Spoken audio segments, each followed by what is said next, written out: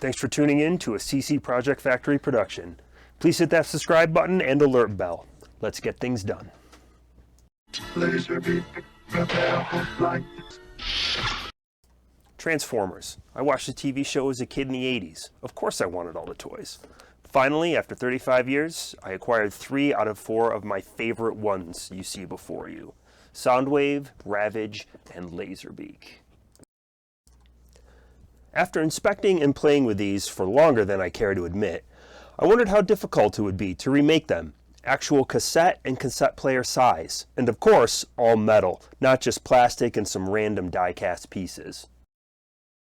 I'm going to start this endeavor with Laserbeak.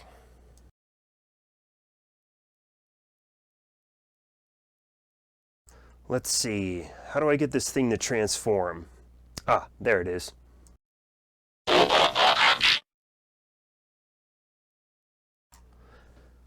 After taking a few measurements in its cassette form, this is extremely close to half the size of an actual cassette. I didn't have any cassettes, so a friend found one for me at a yard sale.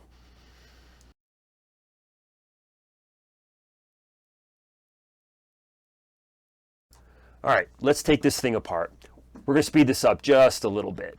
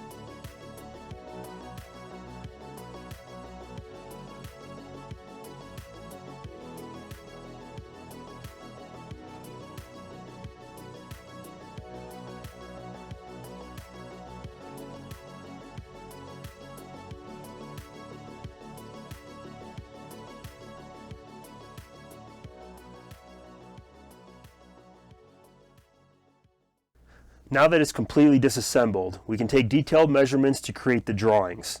This is going to take a little while. The plan is to CNC the profile, then manual the details and the holes. This took significantly longer than I thought it would. Trying to think ahead, I left a 20 thou gap in between each part to account for user error and possible fidelity issues on my homemade CNC machine. We're going to start out with the wings. The metal for this project is going to be 6061 aluminum, or aluminium. That second pronunciation just hurts my brain. On to the mill. For inquiring minds, the milling machine is a Sharp LMV 42. I chose the 4-inch indexable face mill so I could cut it in one pass. It was also in the front of the drawer. The 2-inch one I had to move a few things to get to it. The laziness variable should always be in our equations. This is just some 250 bar stock. The first pass took off 2 thousandths, the second pass 3 thousandths. Trying to keep this as close to stock sizes as I can. When milling aluminum, I like to use WD-40 as my main lubricant. You'll see the other cutting fluid later on. Next step is getting these bars mounted on the CNC machine. Alright, we're getting right into it. I'm using a 3/16 3-flute carbide end mill. It's my go-to end mill for milling 6061 aluminum. As far as hardware goes, my CNC machine is homemade. It's a hybrid of several different CNC designs and a hodgepodge of different components. Some bought, some custom made. Software. I know there are so many different ones out there. I personally use Carveco. I got to give a shout out to Colin at Lasergeek Creations. I'll have a link to him in the show notes. You really should check him out. He got me set up with Carveco because of my AutoCAD background. I love it. Highly recommended. I know a lot of questions are going to come up. Hey Chris, what feeds and speeds are best? Hey Chris, what RPM on my spindle or router should I be using? It's all trial and error. I still have half an end mill that sheared off and flew off somewhere in the shop. Still hasn't been found. How rigid the machine is also a huge factor. Compared to the knee mill, my CNC has the rigidity of a wet paper bag. But I can compensate with slower feeds and speeds and also much smaller end mills. Please feel free to ask questions in the comments below. You never know, I might be able to help and you might be able to see something that I missed.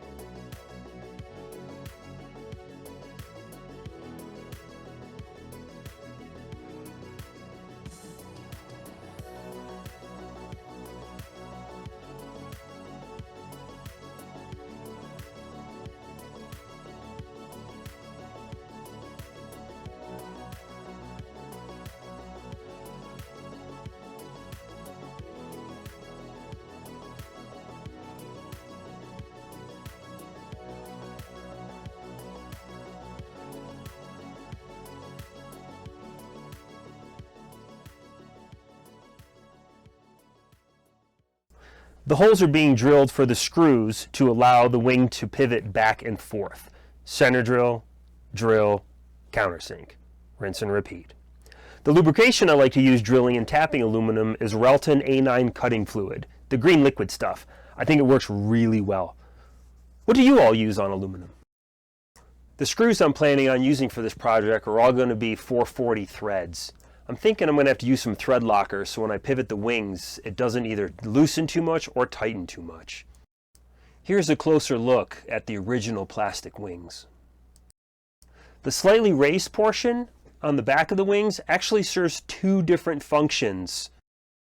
It serves as a smooth perimeter on the outside of the wings and also a positive stop for the pivot when it's in bird form.